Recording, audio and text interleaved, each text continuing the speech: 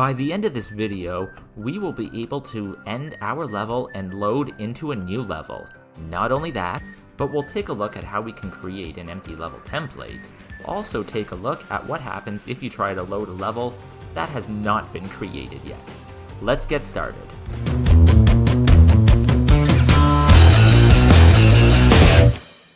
To get started, we'll open up the Pixel Adventure 1 pack, go into this checkpoints folder, and select the end folder. I'll drag this trophy into the scene, and so I can see it, I'll change its sorting layer to game and set it to order in layer 4. I also want it to be a bit bigger, so I'll go ahead and just change its pixels per unit to say 25 as a test, and I think that looks about right.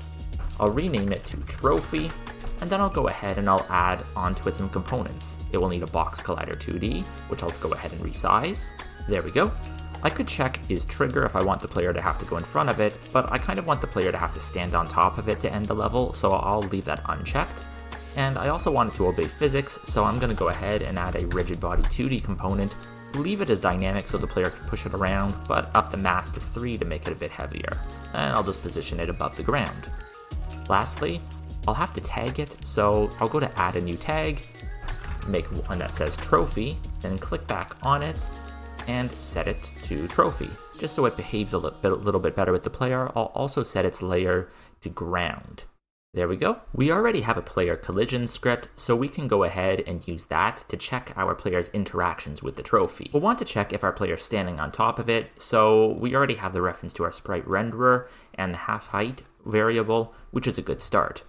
We'll scroll down here to on collision enter 2D and add an else if statement, and we'll say else if other.gameObject.compare tag, and if that is trophy, then we'll just invoke a new method, which is going to be called collide with trophy.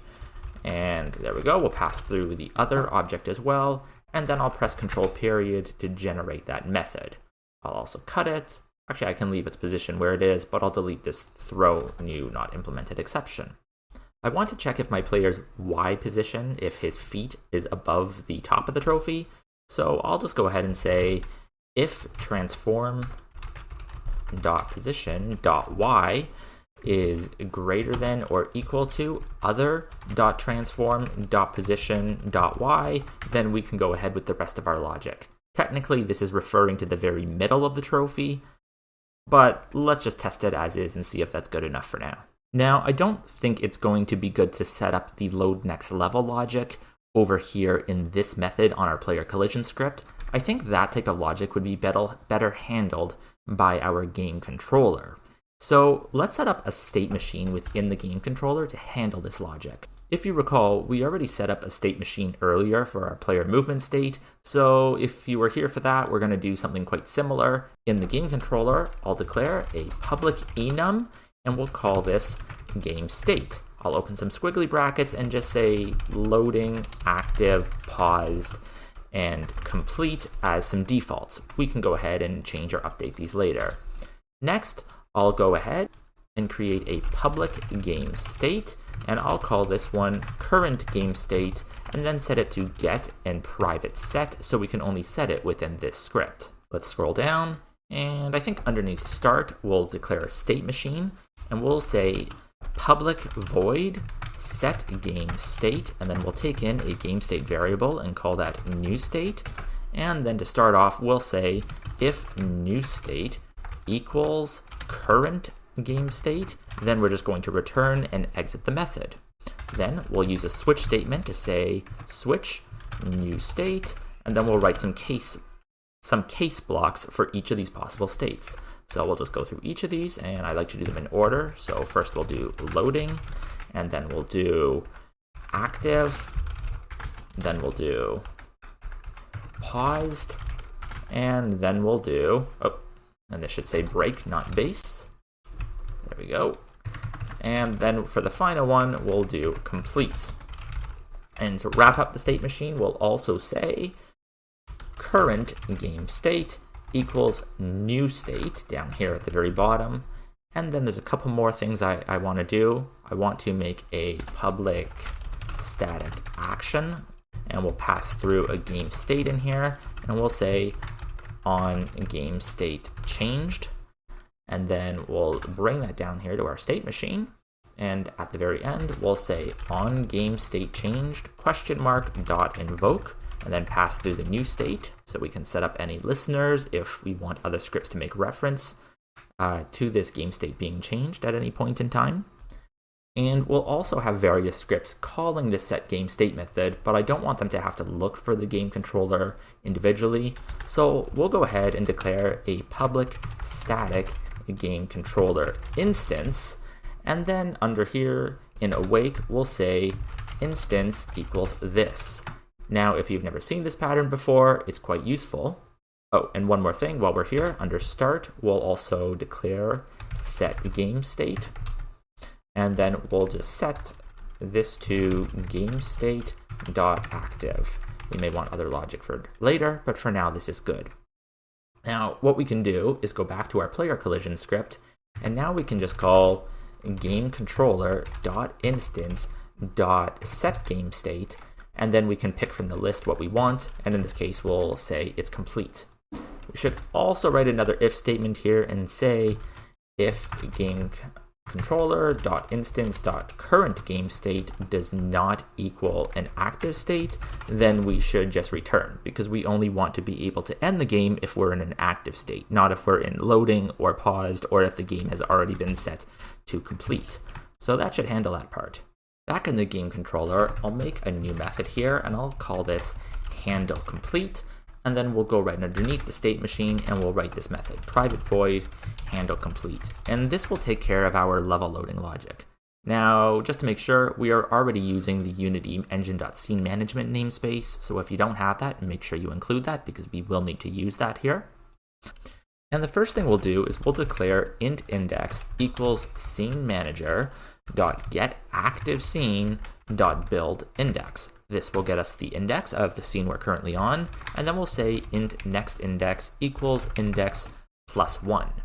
Now, before loading the next scene, we should do a check to make sure it actually exists. So we'll say if next index is less than scene manager dot scene count in build settings, then we can go ahead and load the scene because it already exists. So we can just say here scene manager dot load scene, and then we can load the scene that's at the next index. And maybe what we can also do here is just write an else statement, and we can go ahead and say debug.log error, and then we can do $ quotation marks error trying to load scene that does not exist, and then we can put in squiggly brackets the next index here. Okay, on the Unity side, we can go ahead and turn this trophy into a prefab, and then we can go ahead and create a new level. I'll rename this game scene to level 1, then press Ctrl-D to duplicate it, rename the duplication level 2, and hit enter to go inside it. Yes, let's also save the changes we've done here. Okay, on level 2, and just to make sure it does say level 2 up here, if I go back here, it says level 1. So I'll make sure I'm on level 2, and then I'll open up my grid. I'll shift click on all of 3 of these tile map objects, click these 3 dots here and say reset, and that will just remove everything in here.